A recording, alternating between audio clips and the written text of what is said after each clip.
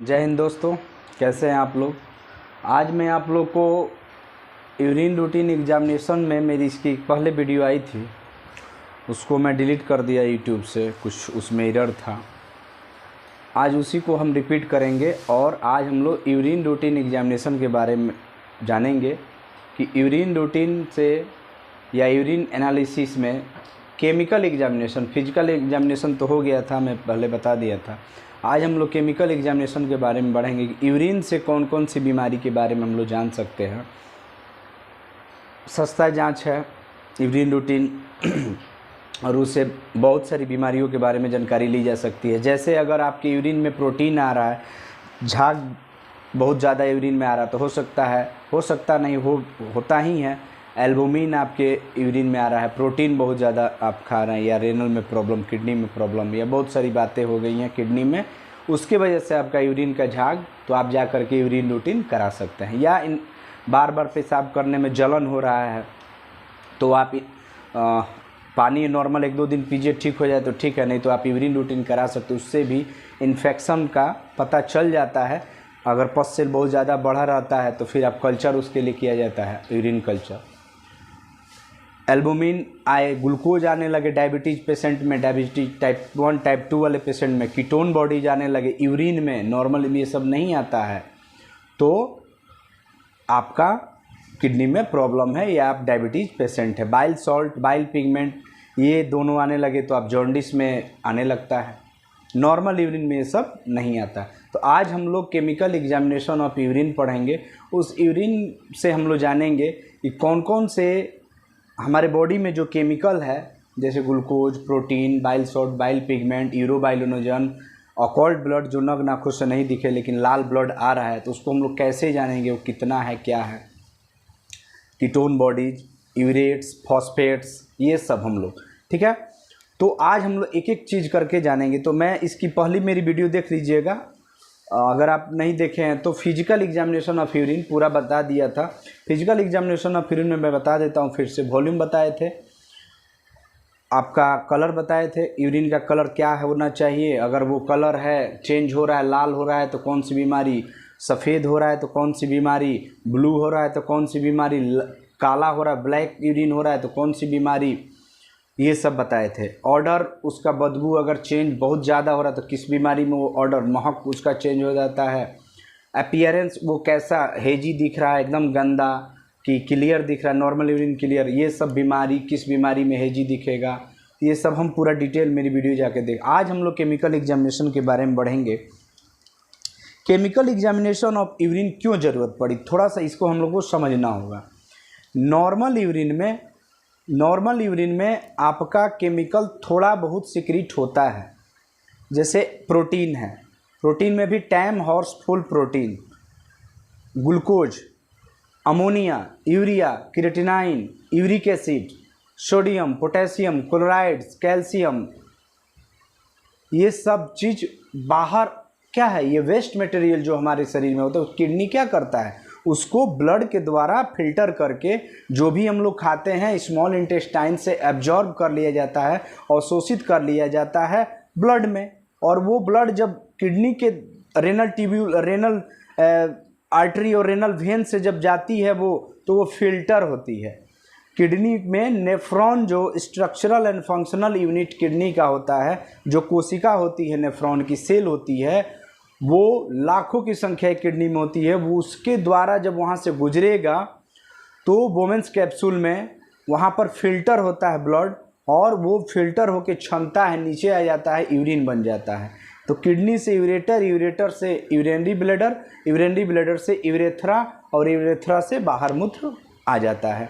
तो कोई भी हमारे शरीर में वेस्ट मटेरियल है जो अधिकता मात्रा में है, हमारे शरीर में अधिक मात्रा में है, उसको किडनी क्या करती है, बाहर निकालती है। हमारा बॉडी कोई भी डेब्रिज हो, डेब्रिज मीन्स कचरा से, हमारे अंदर की कोई भी डेब्रिज को बाहर निकालने की कोशिश करती है, चाहे वो मल के द्वारा, फिकस, लेट्रिन, पैखाना के द्वारा निकले, या यूरिन, मूत्र के द्वारा निकले। अगर वही यूरिन में जो केमिकल नॉर्मल निकल रहा था, जैसे नॉर्मल यूरिन में हम बताए यूरिया, यूरिक एसिड, क्रिएटिनाइन, ये सब निकल, वही ज़्यादा मात्रा में निकलने लगे तो फिर उसको हम लोग को आन पड़ती है क्या चीज़, क्या केमिकल एग्जामिनेशन की ज़रूरत पड़ जाती है। तो आइए हम लोग लेट ना करके एक एक चीज़ करके हम लोग देखते हैं केमिकल एग्जामिनेशन के बारे में। तो यूरिन रूटीन एग्जामिनेशन या यूरिन रूटीन एनालिसिस, पहला हम लोग पढ़ लिए थे फिजिकल एग्जामिनेशन। फिजिकल मीन्स बाह्य रूप से एक टेस्ट ट्यूब में हम लोग यूरिन लेंगे 3 से 5 ml, उसको हम लोग देखेंगे उसका कलर क्या है, वॉल्यूम कितना है, पॉट में दे देंगे, स्पॉट यूरिन रैंडम, वो पूरा मेरा वीडियो डिटेल देख लीजिएगा, volume, colour, appearance, order, sediment, specific gravity, pH, ये सब। दूसरा हम लोग को केमिकल एग्जामिनेशन, मेरी वीडियो है, और माइक्रोस्कोप, ये तीनों के बारे में कौन कौन सा जांच होता है सब बताए थे। तो हम लोग को फोकस करना है पहला केमिकल एग्जामिनेशन के बारे में, ठीक है। तो chemical examination of urine, chemical examination of urine या केमिकल एनालिसिस ऑफ यूरिन, मूत्र का रासायनिक परीक्षण। रासायनिक परीक्षण मतलब हमारे बॉडी में ब्लड के द्वारा फिल्टर होकर यूरिन में जो केमिकल गया है उस केमिकल को हम बाह्य रूप से, टेक्निकल रूप से हम लोग केमिकल से ही जांच करेंगे, उसी को हम लोग कहते हैं बायोकेमिकल जांच या फिर यूरिन केमिकल जांच, ठीक है। तो उसमें नॉर्मल यूरिन में प्रोटीन पाया जाता है एक दिन में, आगे हम बताएंगे 150 mg पर डे से कम ही यूरिन सिक्रीट होता है नॉर्मल यूरिन में, वो भी ज़्यादातर टैम हॉर्सफुल प्रोटीन, टैम मेरी वीडियो है उसमें पूरा डिटेल है, हॉर्सफुल प्रोटीन सिक्रीट होता है। और मेनली अगर नॉर्मल यूरिन में नहीं पाया जाता है ये, ठीक है, अगर पाया जा रहा है खास करके एल्बुमिन पाया जाता है, एल्बुमिन जो हम लोग आज पढ़ेंगे। ग्लूकोज में नॉर्मल यूरिन में नहीं पाया जा रहा, अगर ग्लूकोज पाया जा रहा है तो डायबिटीज़ पेशेंट में, कीटोन बॉडीज डायबिटीज़ पेशेंट में पाया जाता है, bile salt bile pigment jaundice वाले पेशेंट में, लीवर वाले हिपैटिक वाले पेशेंट में, लीवर वाले डिजीज में पाया जाएगा, यूरोबाइलोजन लीवर वाले पेशेंट में जाए, नॉर्मल ये पाया भी जा सकता है। ऑकॉल ब्लड किडनी फेलियर या किडनी में कोई प्रॉब्लम, यूटीआई, बहुत सारा में ऑकॉल ब्लड आरबीसी आने लगता है। Phosphates and urates kidney stones में आ सकता है, या बहुत ज़्यादा आप डाइटिंग कर लिए, या काइल जब मिल्की यूरिन हो जाए, दूध जैसा हो जाए, या अदर्स में भी रखते हैं। अदर्स में हम लोग रखते हैं इसलिए कि कोई और भी केमिकल अगर दिख रहा है तो उसको हम लोग डिनोट कर देंगे, उसकी रिपोर्टिंग हम लोग कर देंगे, ठीक है। अब हम लोग देखते हैं एस्टिमिनेशन, वर्ड है एस्टिमिनेशन या डिटर्मिनेशन मिस होता है परीक्षण करना, ऑफ प्रोटीन यहाँ लिख लीजिए। तो प्रोटीन लिखना करके हम लोग प्रोटीन ना लिख करके क्या लिखेंगे, एल्बुमिन, एल्बुमिन की जांच हम लोग करेंगे या प्रोटीन की जांच हम लोग करेंगे।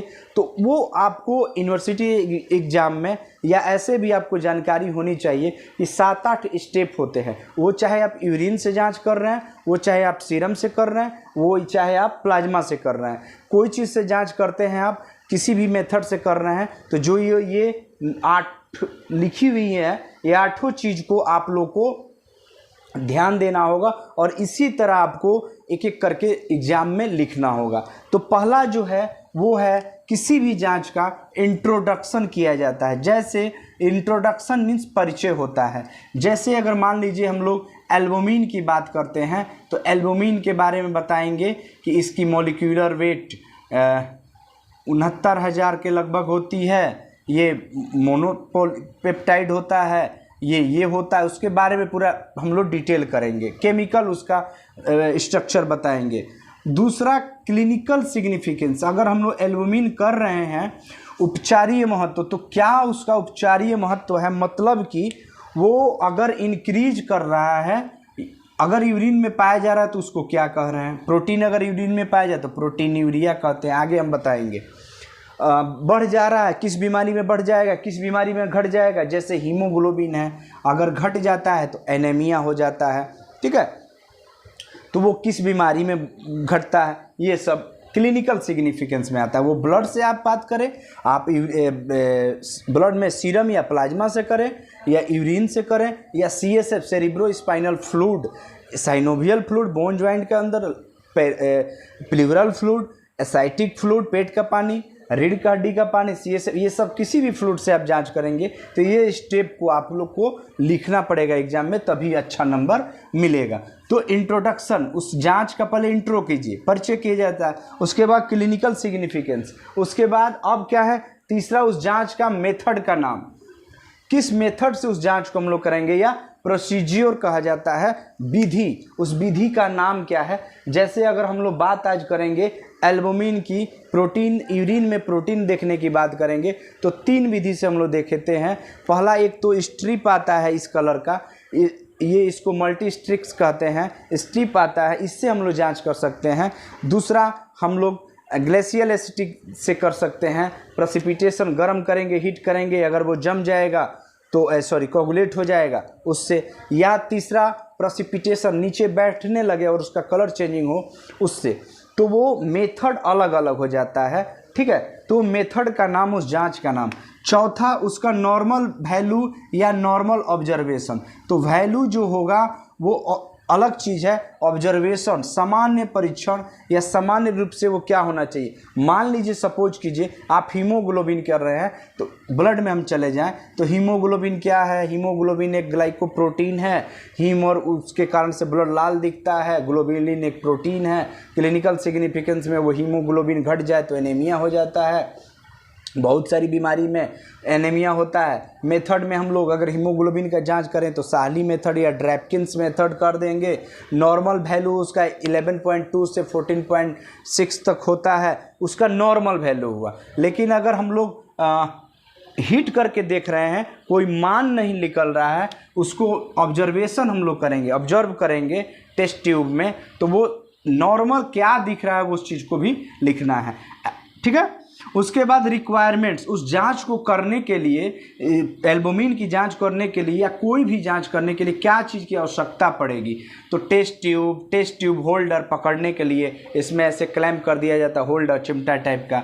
रिएजेंट्स या केमिकल्स, अगर हम लोग आज एल्बुमिन की बात करते हैं तो उसमें 2 केमिकल्स पाए जाएंगे, ग्लेशियल एसिटिक एसिड एंड 3 ग्राम पर डेसीलीटर सल्फोसाइक्लिक एसिड, ठीक है। तो ये रिएजेंट्स के होंगे। बर्नर लैंप्स हीट करने के लिए स्पिरिट उसमें डाल देंगे और उसमें बाद दिया जैसे जलाते हैं मिट्टी तेल वाला, उसे गर्म करने के लिए।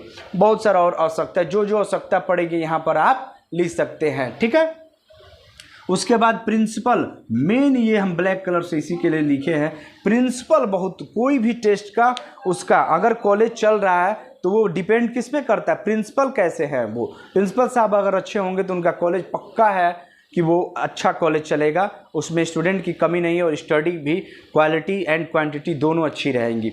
तो प्रिंसिपल ये, उसी तरह जांच का प्रिंसिपल जो है वो जांच किस पे आधारित है।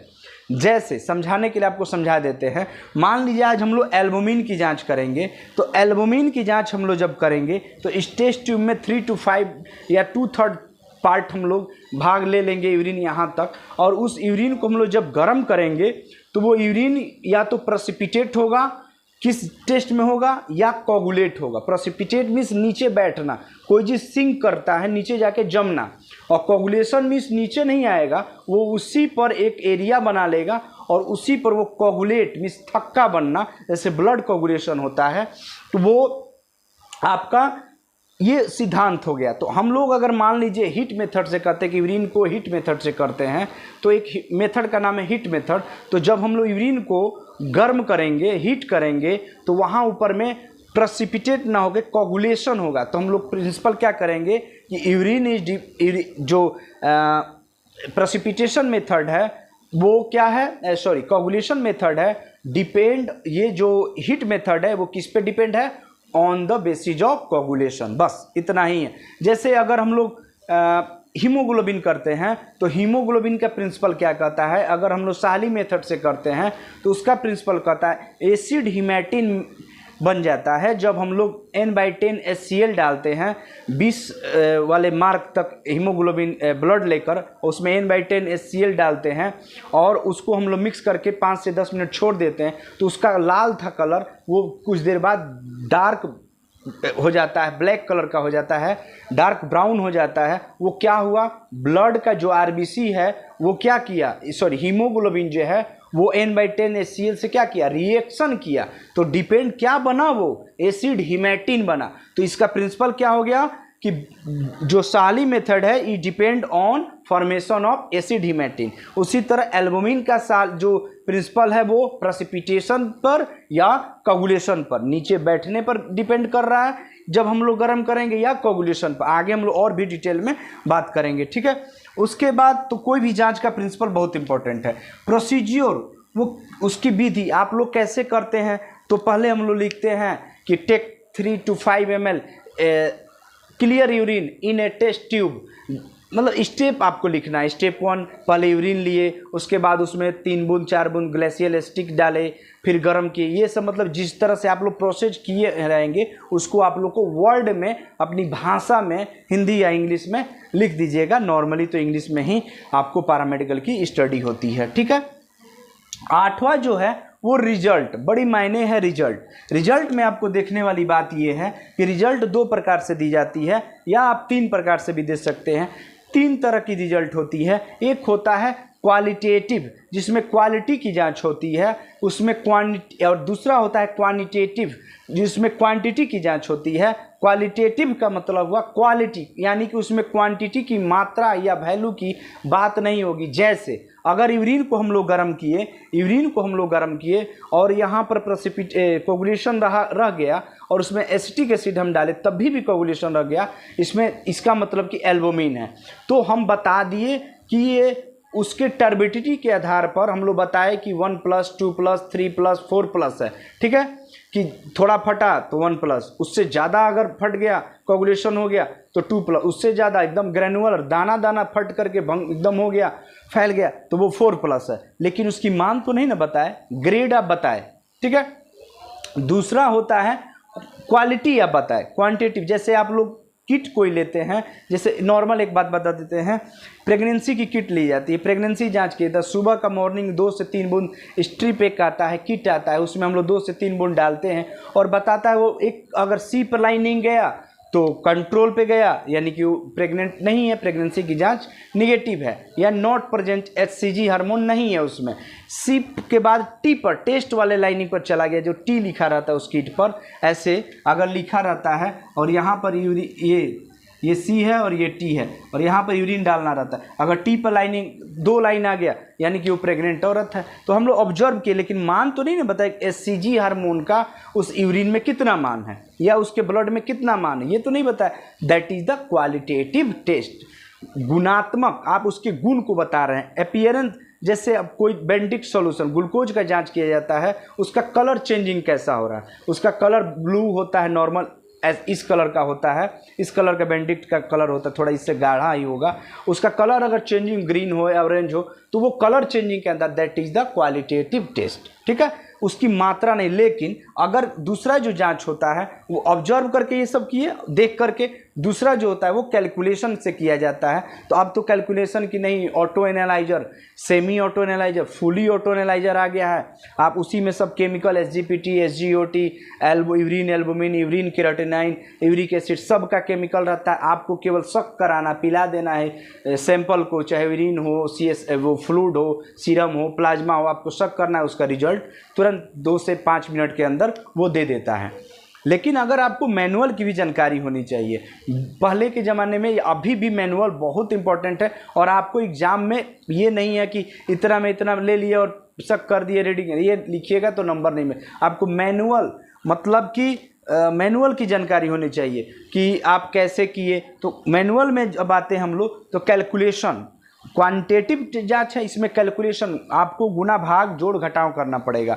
तो आपको यूनिवर्सल फार्मूला यहीं पर बता देते हैं, किसी पर लागू होता है, R = T/S इंटू, ये क्या है, R मतलब रिजल्ट। जैसे अगर मान लीजिए ग्लूकोज का जांच हम लोग करते हैं, ग्लूकोज के जांच करने का मेथड है प्लाज्मा से करते हैं हम लोग, ब्लड के प्लाज्मा से, GOD-POD मेथड से करते हैं, GOD-POD मेथड से करते हैं हम लोग। GOD-POD मेथड में जब रिजल्ट हम लोग देना रहता है, मान लीजिए किसी पेशेंट का 94 mg/dl है, तो ये क्या है, क्वांटिटेटिव, यानी क्वांटिटी बताए कि 94 है। नॉर्मल यूरिन का अगर फास्टिंग का है तो 70 से 110 mg/dl होता है, 70 से 110 के बीच में होना चाहिए, उसका 94 है यानी कि नॉर्मल है। तो आपको पता चल गया ना। लेकिन अगर उसी पेशेंट का आप लोग यूरिन में जब जाँच करेंगे, बाय द वे किसी पेशेंट का 300, 180 से ऊपर आता है तो ग्लूकोज आने लगता है यूरिन में, 300 है ठीक है। आप जब प्लाज्मा से किए, उसके से जांच किए तो 300 है, लेकिन यूरिन में आप जब जांच किए तो वो क्या आएगा, 300 तो आएगा नहीं, वो कलर चेंजिंग बताएगा। तो कलर चेंज हुआ तो क्वालिटेटिव, मान बताया वो क्वांटिटेटिव। तो ठीक है, उसका फॉर्मूला आप याद रखिएगा, रिजल्ट बराबर ऑब्जर्वेशन, एक टेस्ट ट्यूब लिया जाता है और उसका ऑब्जर्वेशन लिया जाता है, ऑप्टिकल डेंसिटी, ओडी उसको शॉर्ट में लिख देता है, ओडी ऑफ टेस्ट अपॉन बटा ओडी ऑफ स्टैंडर्ड। स्टैंडर्ड मतलब एक केमिकल बना बनाया स्टैंडर्ड आता है और एक केमिकल जांच करने के लिए। तो ये दो टेस्ट ट्यूब लिए हम लोग, दो टेस्ट ट्यूब लिए, एक में एस लिख दिए, एक में टी लिख दिए, और दोनों का ऑब्जर्वेशन डेंसिटी लिए, ओडी लिए, OD of test, OD of standard, और ये बना बनाया आपको केमिकल मिलता है, और दोनों को भाग दे दीजिए और गुना कर दीजिए। वो लिखा रहता है उसमें, फिक्स रहता है स्टैंडर्ड से, स्टैंडर्ड फिक्स रहे। जैसे आप शुगर कर रहे हैं तो शुगर ऑब्जर्वेशन आया किसी का, कैलोरीमीटर से आप लोग करेंगे तो किसी का आया ऑब्जर्वेशन डेंसिटी 25 टेस्ट का, और स्टैंडर्ड का आया 20, और गुने ये फिक्स है 100 से गुना करते हैं। जैसे आपको कोलेस्ट्रॉल करना है तो 200 से गुना करना है, ठीक है। तो ये सब चीज़ें हैं। तो R बराबर T/S इंटू ST स्टैंडर्ड, ये फिक्स है, ठीक है।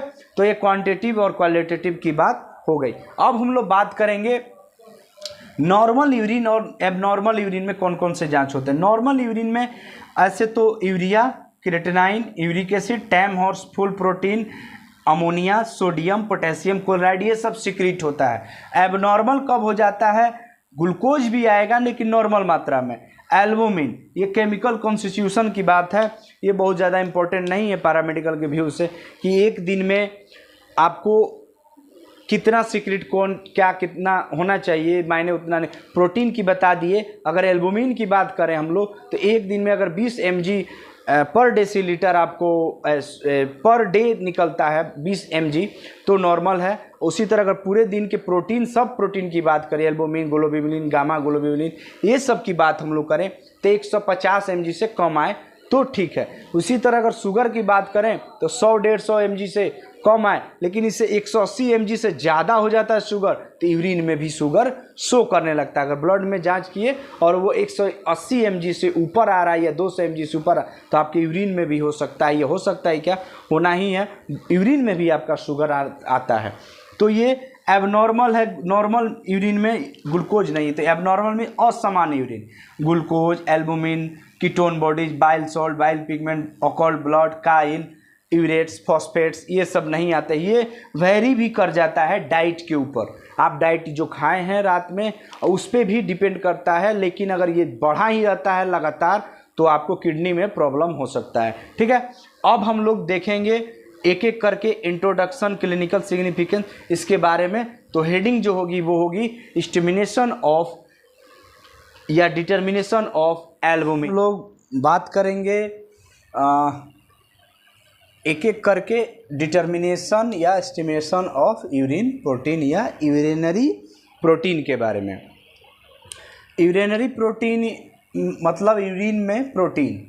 तो इंट्रोडक्शन हम लोग प्रोटीन के बारे में। In normal kidney filter low molecular protein, normal condition में, एक नॉर्मल कंडीशन में किडनी लो मॉलिक्यूल यानी छोटे छोटे जो कण होते हैं मॉलिक्यूलर, लो मॉलिक्यूलर वेट वाले को फिल्टर करती हैं। जैसे टैम हॉर्स फुल प्रोटीन, उसको किडनी एक दिन में 150 mg से कम ही एक्सक्रीट करती रहती है, और जो अच्छी होती है प्रोटीन उसको रीएब्जॉर्ब भी रेनल ट्यूब्यूल्स के द्वारा कर लिया जाता है, ठीक है। तो normal kidney filter, in normal kidney filter low molecular protein, normal में किडनी लो मॉलिक्यूलर प्रोटीन को फिल्टर करती है जिसका नाम है टैम हॉर्स फुल प्रोटीन, या और भी प्रोटीन है जैसे एल्बुमिन भी थोड़ा सा आता है। 150 mg per day excretes protein normally, या normally 150 less than 150 mg per day, मतलब एक दिन में 150 मिलीग्राम प्रोटीन एक्सक्रीट होता है नॉर्मल रूप से यूरिन में, ठीक है। एल्बुमिन की बात करते हैं तो albumin 20 mg per day excrete in normally, normally एक दिन में 20 mg अगर आपका यूरिन में एल्बुमिन आ रहा है उससे कम तो नॉर्मल माना जाएगा, उससे ज़्यादा आ रहा है तो प्रॉब्लम है, जनरली आता नहीं है जल्दी, ठीक है। मॉलिक्यूलर वेट इसका जो होता है एल्बुमिन का वो 69,000 होता है। लार्ज मॉलिक्यूल्स होते हैं, do not filter through glomerulus nephron. अब थोड़ा सा यहाँ बात किया जाए नेफ्रॉन की, हम बार बार मेरी पिछली वीडियो देख लीजिएगा, ये है वोमेंस कैप्सूल है और यहाँ से ब्लड कैपिलरी जाती है जिसको हम लोग ग्लोमेरुलाई कहते हैं। बहुत सारा जाल नुमा संरचना जिसको ग्लोमेरुलाई या ग्लोमेरुलस कहते हैं, इसी से ब्लड रन करता है और यहीं से जब प्रेशर के वजह से यहाँ फिल्टर हो जाता है, ये फिल्टर होके नीचे नॉर्मल जो बड़े बड़े छोटे छोटे कण हो जो मॉलिक्यूल्स होते हैं वो फिल्टर हो जाते हैं, जैसे glucose, ketone body, uric acid, urea, creatinine, ammonia, sodium, potassium, ions हैं, ये सब फिल्टर हो जाते हैं। जो अच्छे होते हैं उसको रीअब्जॉर्ब कर लिया जाता है, यानी पुनः अवशोषित बॉडी के द्वारा कर लिया जाता है रेनल ट्यूब्यूल्स के द्वारा। लेकिन जो फिल्टर नहीं होते हैं वो आरबीसी, डब्ल्यूबीसी, प्लेटलेट्स जैसे ब्लड की सेल नहीं फिल्टर होती हैं। बड़े बड़े मॉलिक्यूलर वेट वाले पार्ट्स जैसे प्रोटीन, एल्बुमिन नहीं होंगे, म्यूकोग्लोब्यूलिन नहीं होती हैं, सॉरी गामा ग्लोब्यूलिन जिसका मॉलिक्यूलर वेट 1,80,000 के लगभग होता है, बहुत बड़ा मॉलिक्यूल, एल्बुमिन से भी बड़ा। तो वो बड़ा मॉलिक्यूल्स होता क्या है, ये मान लीजिए, और ये 2 सेल हैं और यहाँ पर एक रख दिया गया बड़ा सा मॉलिक्यूल एल्बुमिन का और ये छिद्र की साइज यही है, तो क्या इसको क्रॉस कर जाएगा? लेकिन अगर यही छिद्र है और छोटा मॉलिक्यूल से तो इसको क्रॉस कर जाएगा।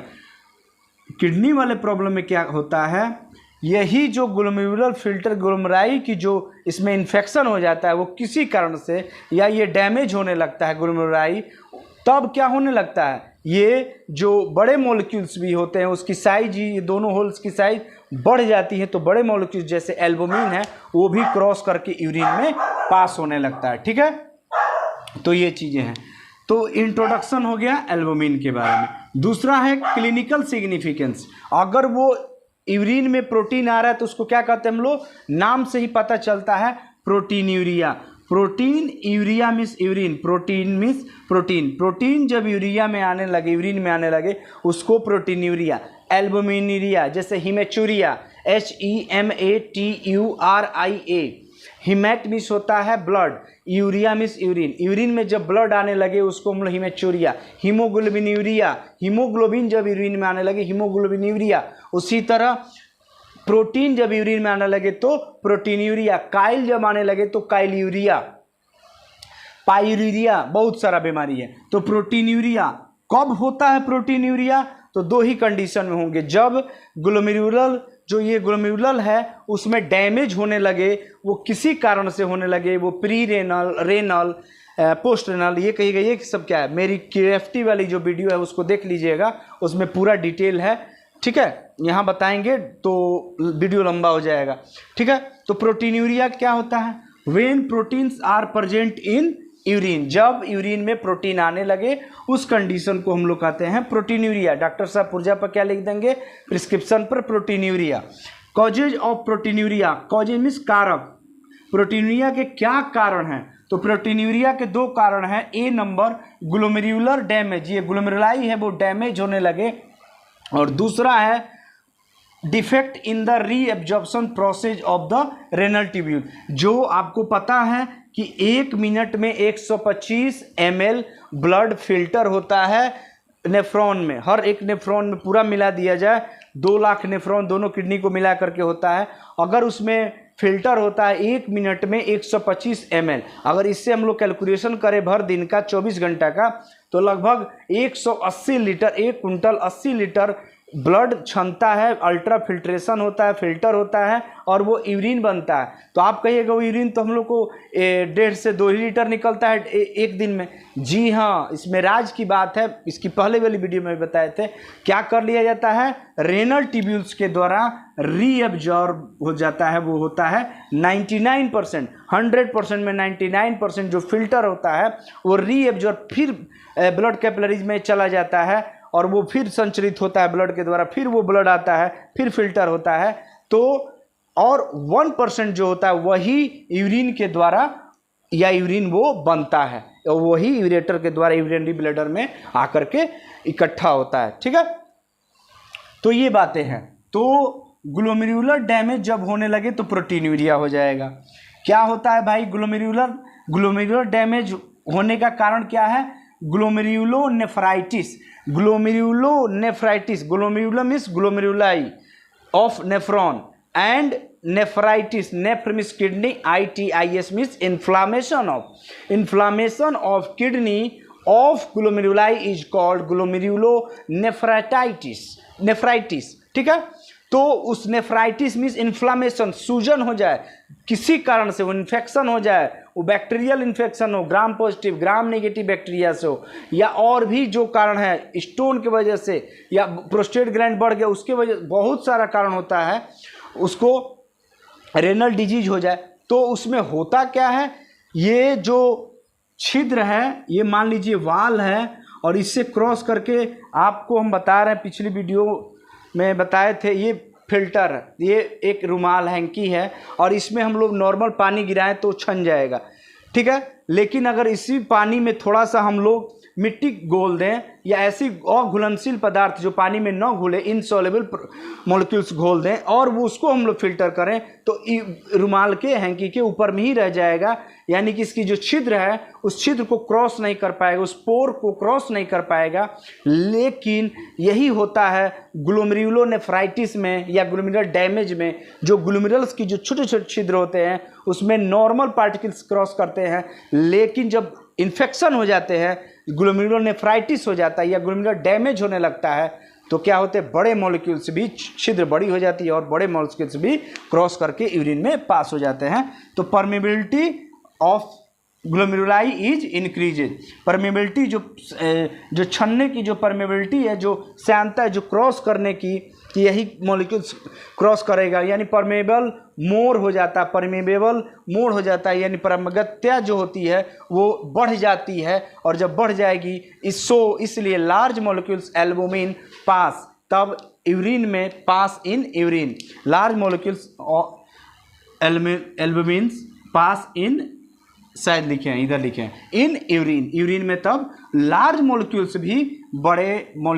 अणु भी क्रॉस करने लगते हैं और वो यूरिन में पास होने लगते। दूसरा ग्लोमेरुलर डैमेज होने का कारण है हाई ब्लड प्रेशर, बहुत इंपॉर्टेंट है। जिसका बीपी ज़्यादा रहता है उसका किडनी फेल होने का चांस या किडनी में प्रॉब्लम का चांस ज़्यादा रहता है, क्योंकि जो ये फिल्ट्रेशन होता है और ये जो ग्लोमेरुलाई है इसका प्रेशर होता है, ब्लड का प्रेशर होता है, और ब्लड का प्रेशर लगभग 110 mmHg शायद नहीं, उससे सॉरी 10 to 12 ऐसे होता है। अब उसका प्रेशर क्या है, नॉर्मल यूरिन का ब्लड प्रेशर 120/80 होता है, लेकिन ग्लोमेरुलाई में क्या होता है, वहाँ कम होता है, इतना नहीं होता है, जो क्योंकि कैपिलरीज है, महीन केशिकाएं हैं। आर्टरी का ये ब्लड प्रेशर जो होता है वो आर्टरी का होता है 120/80 mg। ठीक है, ऊपर सिस्टोलिक नीचे डायस्टोलिक। तो ये जो कैपिलरीज है तो इसमें तो प्रेशर कम रहेगा, मान लीजिए 10 mmHg है, तो क्या हो जाएगा, हाई ब्लड प्रेशर का जो कैपिलरीज में भी तो प्रेशर बढ़ेगा ना। जो छोटी छोटी केशिकाएं, जैसे यहाँ कट कीजिएगा तो यहाँ कैपिलरीज है, यहाँ डिप में आर्टरी होता है, और जो ऊपर में देता है वो वैन होता है। ये तो आगे कार्डियोवैस्कुलर सिस्टम हम बताएंगे जब हार्ट बताएंगे। तो ये कैपिलरीज का प्रेशर बढ़ जाएगा। जब कैपिलरीज का प्रेशर बढ़ेगा तो क्या ग्लोमेरुलोनेफ्राइटिस या ग्लोमेरुलर डैमेज होगा, बिल्कुल होगा, ये ग्लोमेरुलाई डैमेज होने लगेगा। तो हाई ब्लड प्रेशर वाले पेशेंट को भी ग्लोमेरुलाई इन्फेक्शन, ग्लोमेरुलर डैमेज हो जाता है। तीसरा जो कॉजेज है वो है प्री रेनल, रेनल और पोस्ट रेनल। प्री रेनल मतलब किडनी फेल होने के या किडनी में प्रॉब्लम होने के पहले की condition, renal means renal condition, और पोस्ट रेनल में कंडीशन खराब हो गई, यानी कि किडनी का प्रॉब्लम हो गया, उसके बाद जैसे स्टोन ऑब्स्ट्रक्ट कर देता है, रुकावट कर देता है, प्रोस्टेट ग्लैंड बढ़ जाता है या किडनी फेल्योर। इसकी पूरी डिटेल किडनी KFT वाले वीडियो में देख लीजिएगा। ठीक है, दूसरा कारण है प्रोटीनूरिया आने का, पहला ग्लोमेरुलर यानी प्रोटीन के, दूसरा कारण है प्रोटीनूरिया का defect in reabsorption process of the renal tubules. Renal tubules के रीएब्जॉर्प्शन जो 99% रीएब्जॉर्ब कर लिया जा रहा था यहाँ पर रेनल ट्यूब्यूल्स के द्वारा, उसमें डिफेक्ट हो जाए, उस प्रोसेस में प्रॉब्लम हो जाए, 99% आकर के वो कम होने लगे तो जब रीएब्जॉर्ब जो भी मटेरियल फिल्टर हो रहा है यहाँ ग्लूकोज या बहुत सारे एल्बुमिन कीटोन बॉडी, वो क्या होंगे, रीएब्जॉर्ब नहीं होंगे, यानी बॉडी में पुनः अवशोषित नहीं होंगे। तो क्या होगा, यूरिन में पास आने लगेगा। यूरिन में जब पास होने लगेगा तो उसका केमिकल एग्जामिनेशन करेंगे तो बढ़ के आएगा। ठीक है, तो ये प्रोटीनयूरिया का एक कॉजेज ये भी है। लॉन्ग किस पेशेंट में होता है, जिसमें लॉन्ग टर्म डायबिटीज हो, जिस पेशेंट में शुगर बहुत दिन से होने लगे, उसमें रीअब्जॉर्प्शन की जो प्रक्रिया होती है वो सही तरीके से नहीं होती है, या अगर किसी पेशेंट में ब्लड का प्लाज्मा में मोर देन 180 mg पर डेसीलीटर 180 मिलीग्राम पर डेसीलीटर से ज़्यादा ब्लड में प्लाज्मा में फास्टिंग जो 70 से 110 मिलीग्राम पर डेसीलीटर होता है नॉर्मल रेंज, उससे ज़्यादा आने लगे 180, 200, 210, तो यूरिन में उसको डायबिटीज, यूरिन में भी शुगर आने लगेगा और उस कंडीशन में रेनल ग्लोमेरुलर रीअब्जॉर्प्शन नहीं होगा सही से, सॉरी रेनल रीअब्जॉर्प्शन नहीं होगा, तो वो चीज़ें यूरिन में पास होने लगेंगी। दूसरा प्रोटीन आने लगेगा। दूसरा रेनल ट्यूबुलर एसिडोसिस। एसिडोसिस बहुत खतरनाक चीज़ है। एसिडोसिस का मतलब हुआ एसिड, आपका जो ब्लड होगा वो उस ब्लड का नॉर्मल पीएच कितना होता है, एल्कलाइन होता है, क्षारीय होता है, उसका पीएच लगभग 7.2 से 7.4 होता है, 7 से ऊपर एल्कलाइन, 7 से नीचे, तो उसका जो एल्कोहलिक वाले पेशेंट होते हैं या फिर बहुत सारे ऐसे मेडिसिन जिसमें एसिड, जो बहुत ज़्यादा एसिड का यूज होता है, खास करके एल्कोहलिक वाले ही पेशेंट में होता है, जो एसिड बॉडी में जिस तरह से जाए उस समय एसिडोसिस, ब्लड का पीएच क्या हो जाता है, एल्कलाइन ना होकर के एसिड हो जाएगा। जब एसिड हो जाएगा तो एक तो किडनी में प्रॉब्लम थी ही, और ये ग्लोमेरुलर से जैसे ब्लड क्रॉस करेगा ये एसिड क्या करेगा, नॉर्मल सी बात है, अगर हार्ड एसिड आपके बॉडी में स्किन में डैमेज गिर जाए तो वो जलन कर देगा, या अगर मजबूत टिश्यू नहीं है, चमड़ा नहीं है, तो उसको डैमेज भी कर देता है। तो वहाँ तो कैपिलरीज है मेन केस का, तो उसको डैमेज कर देता है। उस वजह से भी रीअब्जॉर्प्शन सही तरीके से नहीं होता है, यानी कि रेनल ट्यूब्यूलर एसिडोसिस, जो रेनल ट्यूब्यूलर एसिडोसिस है, ये रेनल ट्यूब्यूल्स है, इसमें एसिडोसिस वाले पेशेंट में रीअब्जॉर्प्शन सही से नहीं होता है और प्रोटीन बाहर आने लगता है यूरिन में। तीसरा बीमारी है पेलिनोनेफ्राइटिस, बहुत तरह की बीमारी है, उसकी डिटेल KFT वाले वीडियो में आप देख लीजिएगा। माने किडनी में इन्फ्लामेशन हो गया, ITIS किसी भी वर्ड में लग जाए वो इन्फ्लामेशन है मेडिकल में। सिस्टोनोसिस मिस होता है, गांठ हो जाए, कहीं सिस्ट हो जाए किडनी में, क्योंकि किडनी में ही तो नेफ्रॉन है, किडनी की सेल है नेफ्रॉन, तो उस समय रीअब्जॉर्प्शन रेनल ट्यूब्यूल्स का सही से नहीं होगा और प्रोटीन यूरिन में पास होने लगेगा। तो पहला हम लोग समझे कि प्रोटीन का इंट्रोडक्शन, जाने वो क्या चीज़ है, क्लिनिकल सिग्निफिकेंस में घटेगा कब, बढ़ेगा कब, या कोई बीमारी है तो कब आता है और कब नहीं आता है।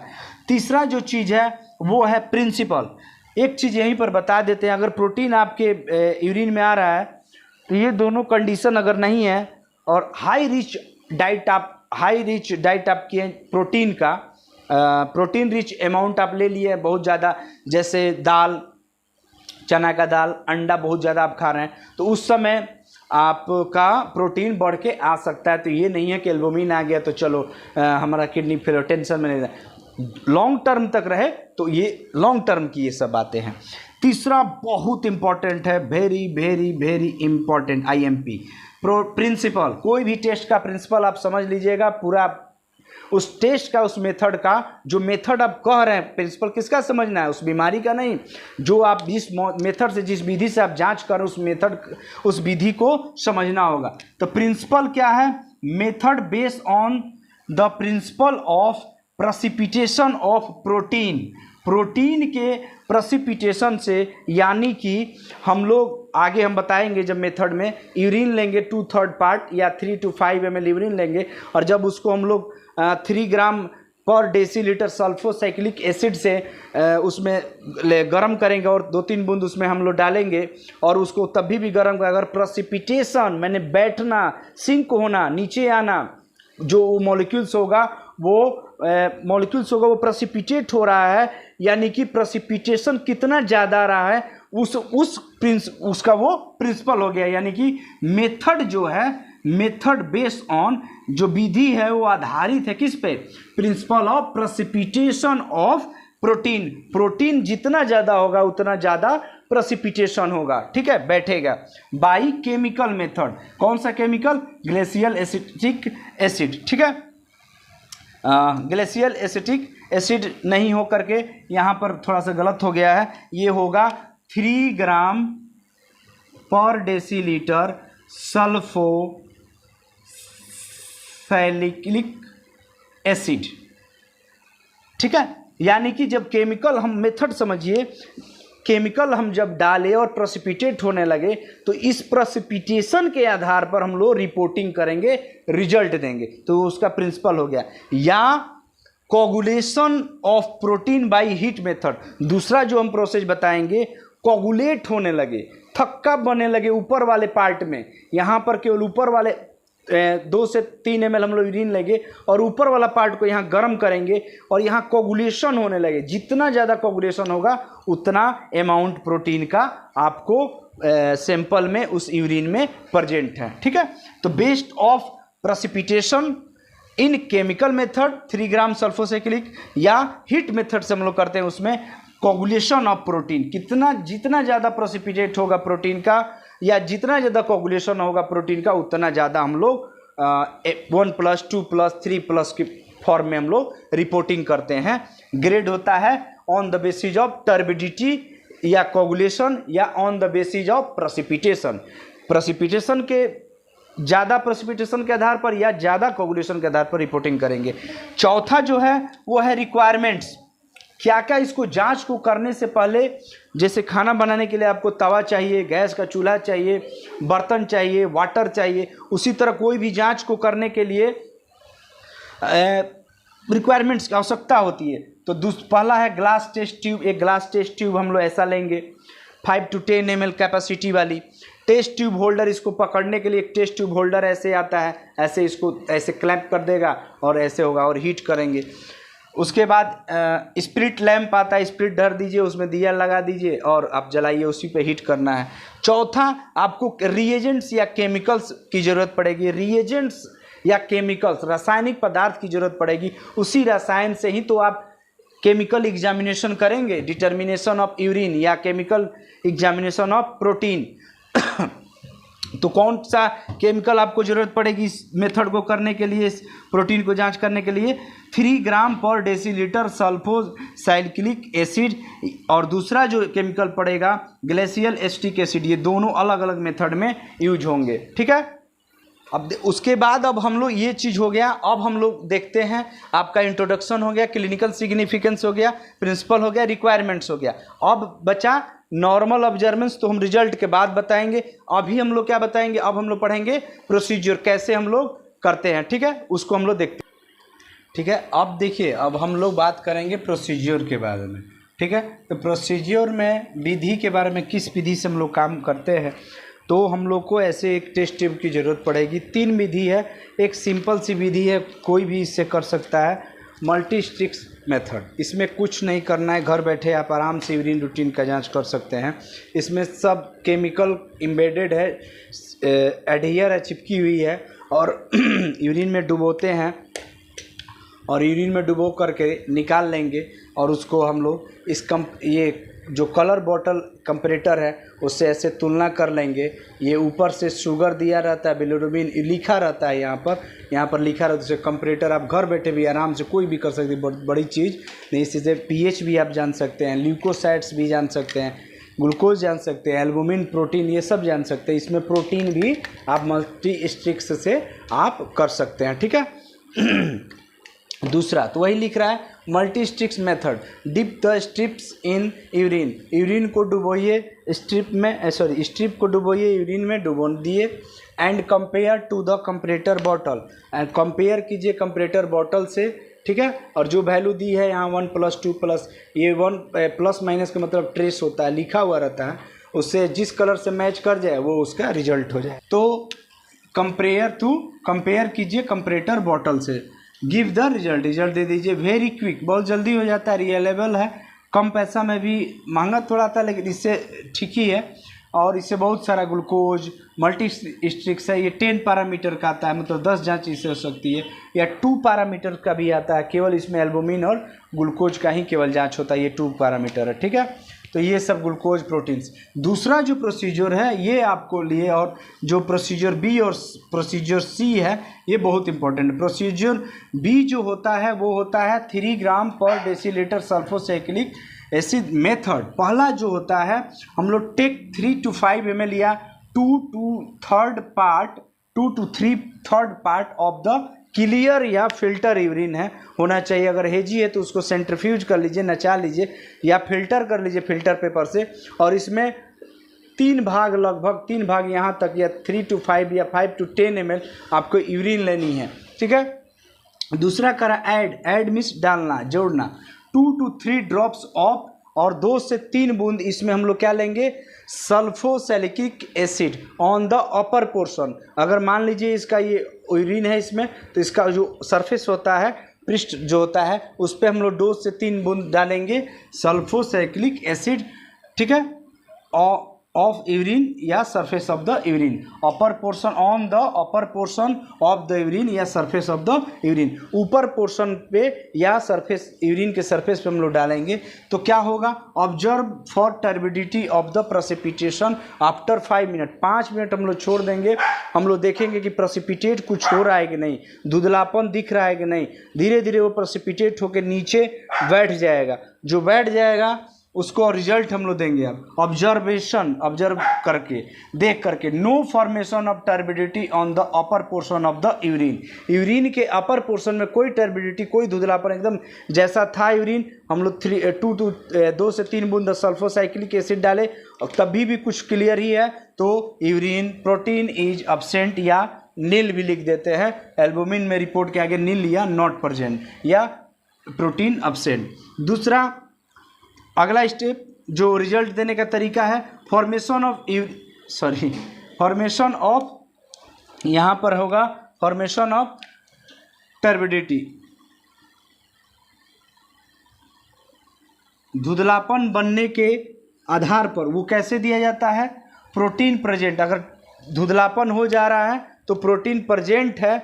ये मेथड आपको याद रखिएगा, सल्फोसैक्लिक एसिड बहुत अच्छा मेथड है ये, ठीक है। ये जो प्रोटीन दिया जाता है, प्रोटीन प्रेजेंट हो गया, आप समझ ले। इस प्रोटीन को हम लोग देते कैसे हैं, तो इस प्रोटीन को हम लोग देते हैं यदि प्रोटीन इसमें प्रेजेंट है और हम लोग उसको बहुत ज़्यादा गाढ़ा हो दे, यानी कि according to the on the basis of या according to the grade of turbidity.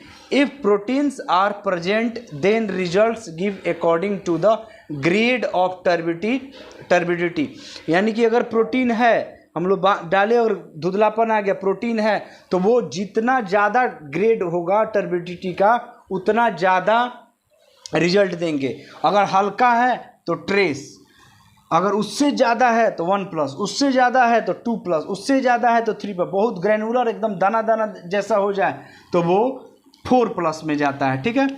ये हो गया आपका ये। तीसरा मेथड है प्रोसीजर सी, हीट मेथड। हीट मतलब गर्म करेंगे, टेस्ट ट्यूब लेंगे और बर्नर पे हम लोग ऐसे गर्म करेंगे, यहाँ 2 to 3 पार्ट यूरिन या 5 to 10 ml या 3 to 5 ml हम लोग यूरिन लेंगे, उसके अपर पोर्शन को हम लोग गर्म करेंगे। फिगर में जैसा कि दिख रहा है, अपर पोर्शन को, यहाँ यूरिन है, इसको अपर होल्डर से पकड़ लेंगे, हाथ से पकड़ लीजिएगा और उसको गर्म करेंगे। पहला स्टेप 1, टेक 3 to 5 ml या 2/2 पार्ट्स ऑफ द क्लियर या फिल्टर यूरिन इन टेस्ट ट्यूब। एक टेस्ट ट्यूब में 3 से 5 ml या 2 से 3 भाग हम लोग क्लियर या फिल्टर यूरिन लेंगे। Step 2, boiled upper portion of the urine. Urine के अपर पोर्शन को हम लोग गर्म करेंगे, बॉयल्ड करेंगे, हीट नहीं करना, बॉयल्ड करना है। यहाँ उसमें हीट करना था, इसमें क्या करना है, बॉयल्ड करना, एकदम खौला देना है। और जैसे ही यहाँ पर टर्बिडिटी आती है प्रोटीन प्रेजेंट हो जाएगा। स्टेप 3, इफ़ टर्बिडिटी डेवलप्स, अगर टर्बिडिटी उत्पन्न होती है, add 1 to 3 drops glacial acetic acid. बाबू इसमें ध्यान रखिएगा कि अगर यहाँ टर्बिडिटी आ गई तो इसका हाँ चलो रिपोर्टिंग प्रोटीन प्रेजेंट, जी नहीं, हो सकता है फॉस्फेट्स की वजह से आ गया हो टर्बिडिटी, या हो सकता है यूरेट्स के वजह से टर्बिडिटी आ गया है। ये वाले जो सल्फोसैक, ये कंडीशन इसमें नहीं आता। ये अगर ये रहेगा तो प्रोटीन ही टर्बिडिटी आएगा, नहीं तो नहीं है। लेकिन इस हीट मेथड में सस्ता पड़ता है, ये थोड़ा महंगा पड़ता है केमिकल।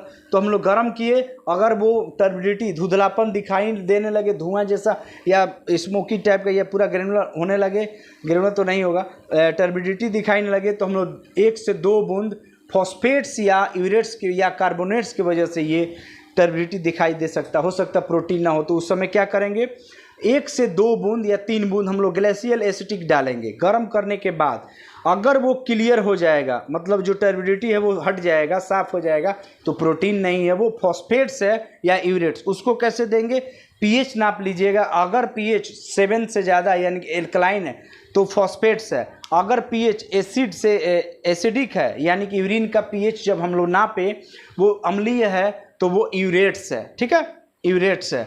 एसिडिक में यूरेट्स, फॉस्फेट्स होगा एल्कलाइन में।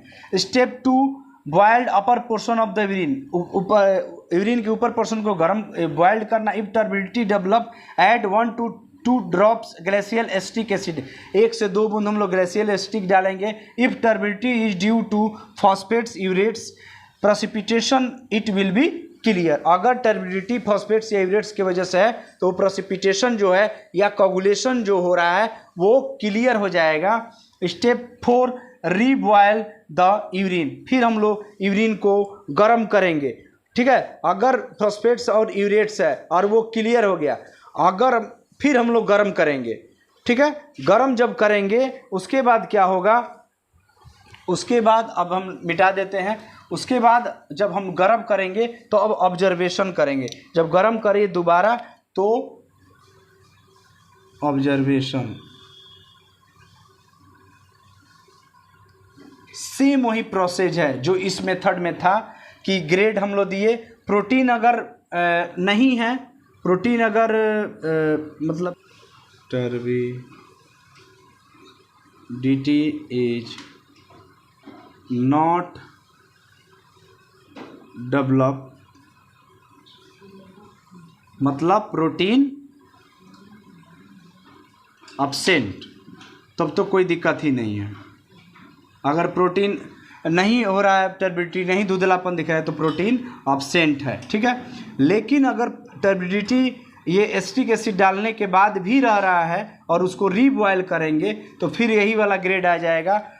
If proteins are present then results give according to the grade of turbidity as follow. Same वैसे ही इसको भी रिपोर्टिंग करते हैं हम लोग। थोड़ा हल्का फटे, हल्का धुंधलापन ट्रेस, उससे ज़्यादा 1+, उससे ज़्यादा 2+, बहुत ज़्यादा दानेदार हो जाए और एकदम फट जाए तो 4+। ठीक है, ये है रिजल्ट का। उम्मीद करता हूँ वीडियो अच्छा लगा होगा। अगर वीडियो अच्छा लगा हो तो लाइक कीजिएगा, शेयर कीजिएगा, सब्सक्राइब कीजिएगा।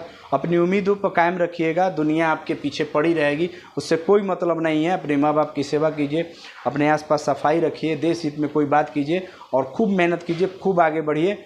बहुत बहुत धन्यवाद। और वीडियो को लाइक, सब्सक्राइब और बेल आइकन को जरूर प्रेस कर दीजिएगा। बहुत बहुत धन्यवाद। Thank you.